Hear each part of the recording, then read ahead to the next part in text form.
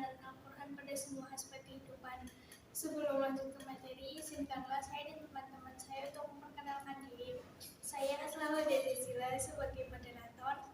Saya Vanessa Aulia Rahma. Saya Noviati Bedila sebagai presentator. Saya Aulia Uswatunisa. Saya Mausa Bersia. Saya Najwa Yunisarana sebagai presentator. Oke, segitu dulu perkenalan dari kami. Mari kita lanjut ke materi. Materi ini akan dibawakan oleh Anissa. Pada yang dipersilakan. Pertama, akidah. Akidah menurut bahasa adalah kepercayaan atau keyakinan.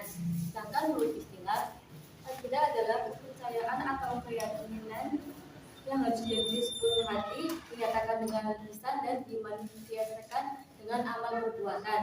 Nah, orang yang berakidah itu dinamakan mukmin. Isi pokok ajaran akidah adalah tentang masalah tauhid, yaitu keyakinan bahwa Allah Maha Esa.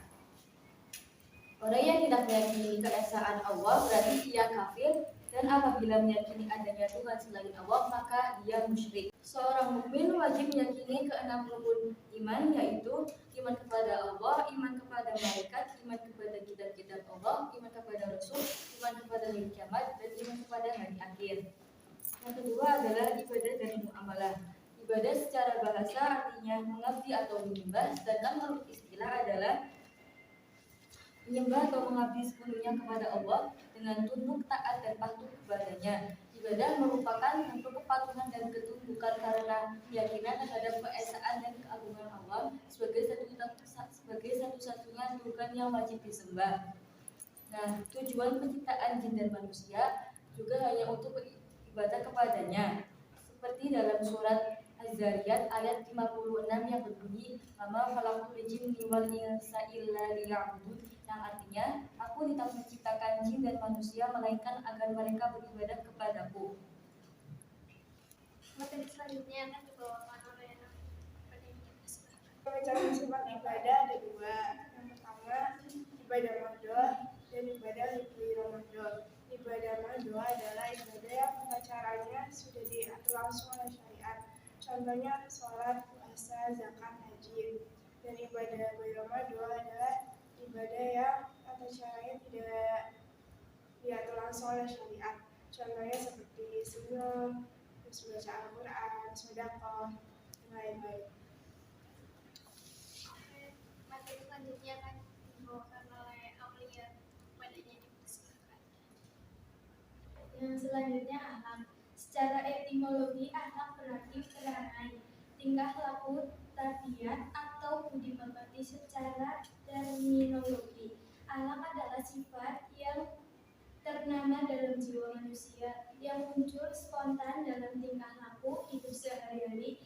Al-Quran adalah sumber pokok ajaran Islam tentang akhlak mulia. Adapun di ayat Al-Quran yang menyatakan ajaran akhlak Nabi Muhammad SAW. Quran Surat Al-Qalam ayat 4 dan Quran Surat Al-Ahzab ayat 21. Dan hadis yang berbunyi, "Innama bu'istu liutamima makarimal akhlak," yang artinya sesungguhnya aku Nabi diutus untuk menyempurnakan akhlak. Hadis riwayat Ahmad dan Al-Bukhari. Materi selanjutnya akan dibawakan oleh Najwa. Pada yang dipersilakan. Yang materi kelima adalah hukum. Dalam masalah hukum, salah satu isi pokok ajaran Al-Quran ini bertujuan untuk memberikan pedoman kepada manusia agar kehidupannya menjadi adil, aman, tentram, teratur, sejahtera, dan selamat di dunia maupun di akhirat. Beberapa ayat-ayat Al-Quran yang berisi ketentuan hukum antara lain Quran Surat An-Nisa ayat 105, dan yang kedua Quran Surat Al-Maidah ayat 90. Baik, materi selanjutnya akan dibawakan oleh Mausa. Pada yang dipersilakan. Materi selanjutnya adalah sejarah atau kisah umat masa lalu. Al-Quran banyak menjelaskan tentang sejarah atau kisah pada umat masa lalu. Sejarah atau kisah-kisah tersebut bukan hanya sekedar cerita dongeng, Tapi yang dimaksud untuk menjadi ibrah atau pelajaran bagi umat Islam. Dengan berkaca dari kisah-kisah terdahulu, umat Islam bisa menjalani kehidupan agar sesuai dengan petunjuk yang berkaitan di dalam Al-Quran. Ini ditegaskan Allah Subhanahu wa Ta'ala dalam firman-Nya dalam surat Yusuf ayat 2 113. Jadi akan dibawakan oleh Najwa. Yang ketujuh adalah dasar-dasar ilmu pengetahuan dan teknologi. Al-Quran banyak mengandung ayat-ayat yang memuat pengetahuan dan teknologi.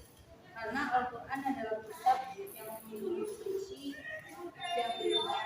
Hal itu diisyaratkan pada saat ayat Al-Quran untuk pertama kalinya diturunkan kepada Nabi Muhammad SAW, yaitu Quran surat Al-Alaq ayat 1-5.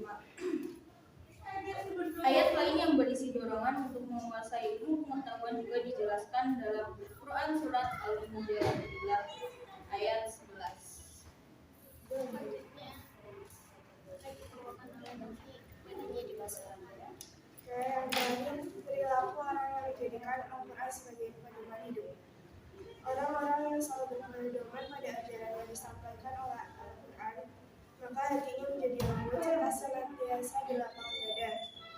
Jika jiwa mereka seluas samudra dalam menerima petunjuk dan perintah Tuhan. Rasulullah SAW bersabda, sebaik-baik manusia adalah siapa yang belajar Al-Quran dan mengajarkannya kepada orang lain. Hadis riwayat Bukhari dan Ismail bin Affan. Cukup sekian presentasi dari kami. Kurang lebihnya mohon maaf. Assalamualaikum warahmatullahi wabarakatuh.